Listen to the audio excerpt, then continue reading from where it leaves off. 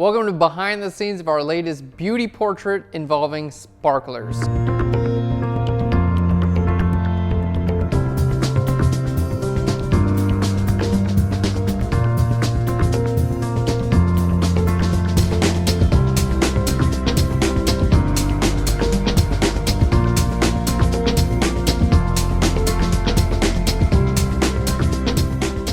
Hey guys, welcome to Phlearn. My name's Aaron Nace. You can find me on Twitter at AKNacer. Welcome behind the scenes of our latest portrait shoot involving sparklers. We got a lot of challenges to overcome in the shoot. We're going to talk to you a little bit about lighting, the concept, how everything came together, and how we overcame some of our challenges. So our goal was to create a really interesting portrait that was both beautiful and a little bit unique at the same time.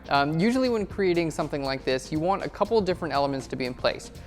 First of all, you want to find a model who's relatively expressive with their facial features and how they pose. Someone who's just staring at the camera blankly really won't work for most of the time if you're looking for something a little bit more than just your standard beauty shot. The next thing we were looking for is really interesting lighting. For this, we went all over the internet looking for references, and in the end, we decided to go with a lighting setup that we've never used before. It created a lot of challenges, but in the end, it created a really beautiful light. So we'll talk you through that lighting setup. The first light we used is a strip box that's camera left, and the reason why we used a strip box is because we want our lighting to be relatively contained.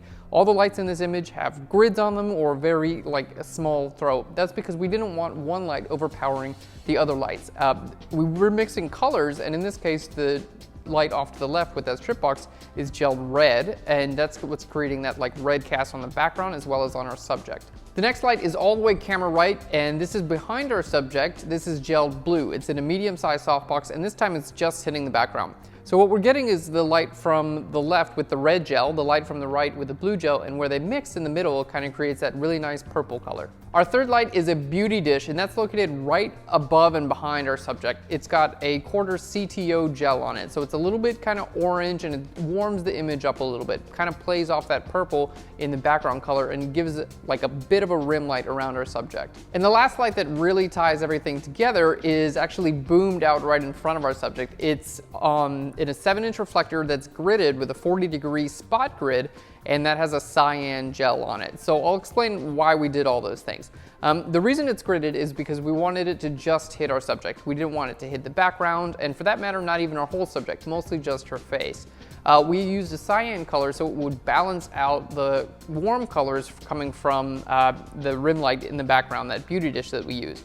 So again, you kind of have a play between warm and cool that work together, and it's got a really tight fall off, so it's hitting her face, but by the time it gets down to her mid-torso, you can't even see the light anymore. So it really does give a focal point to the image, and you know exactly what to look at. The next element we use to create an interesting portrait is usually some kind of prop. This can be anything. This can be, an animal. It could be even another subject kind of used as a prop, or it can be just an everyday object. In this case, we try to play around with a few different things. We use flowers and some fabric, and eventually we came up on the idea to use a sparkler. We had a few left over from a shoot we did before, and we thought it might be pretty interesting, especially with this lighting, to kind of put a sparkler in the shot. So, having your interesting subject and interesting lighting, make sure you include some prop, because that'll give your subject something to kind of play against and add that little bit more interest into the photo.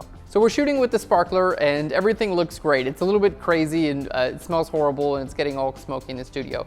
And we're taking the pictures, and everything looks great. And in one of the frames, we noticed that one of the sparks from the sparkler actually came and tapped the subject right near her eye and kind of fell off. And we happened to capture that on camera just purely by luck. So we're looking through these, and we're shooting tethered so we can see everything that's actually on, on the computer screen while we shoot. So looking through this, and everyone saw this shot, and they're like, oh my God, that is so cool. We decided then we were gonna go ahead and push that boundary a little bit. So after some tests using actually myself as a guinea pig, holding a sparkler near my face and a little bit farther to figure out kind of about how close I could get a sparkler to my face without it hurting. And it turned out you were able to get it really, really close, and it didn't really hurt at all, which is great. The next piece of the puzzle was getting our subject to feel comfortable holding a sparkler that the sparks were going to come hit her face. Now, this is something that don't try to force the model into this. If the model gets excited about the picture, she gets excited about the concept, and she wants to do it, or he, great. And then you have a really nice collaboration. But if someone's like, no, I'm not gonna do that, please don't force anyone to do something like this, because it's a little bit dangerous and you wanna make sure that the person involved is really comfortable doing it, and in fact, they do want to take care of that. One way we go about giving confidence to our subjects is to kind of show them the pictures. That's why we shoot tethered, so they can see the pictures as they're coming up, and they can see like, oh my God, this is looking amazing.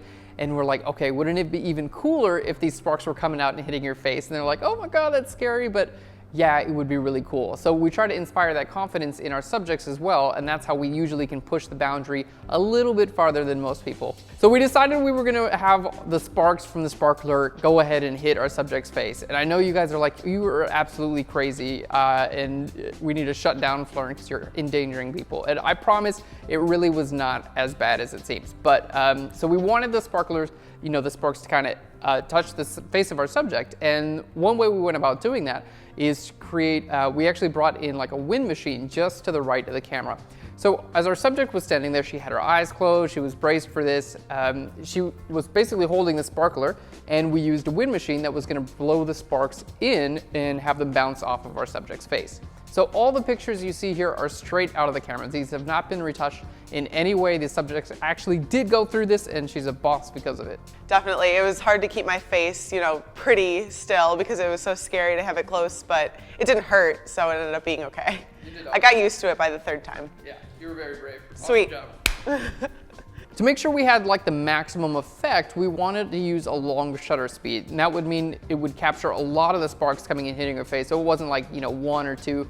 So what we wound up doing is cranking our shutter speed down really low, down to 1 second. And with that, it was completely dark in the room. So we turned off all the lights. We're using a long shutter speed. And when you get to that point, sometimes your cameras might have a little bit of problem focusing.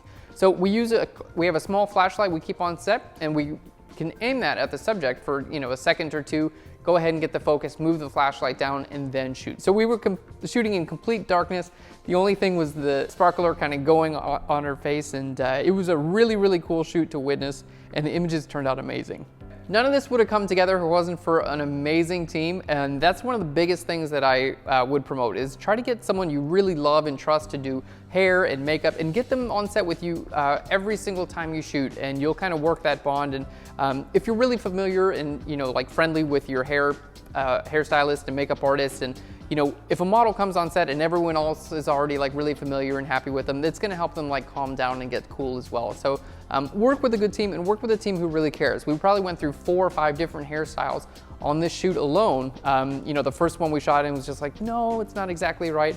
And we have a very dedicated hairstylist who wanted to do it over and over and over until it got right. And having those kind of people on set really does help out. So do what you can, find an amazing team. Guys, thanks so much for watching this behind the scenes look at our beauty portrait involving sparklers. Look for a tutorial coming soon. And please don't go out and set people's hair on fire with sparklers. Thanks again, guys. I'll Phlearn you later.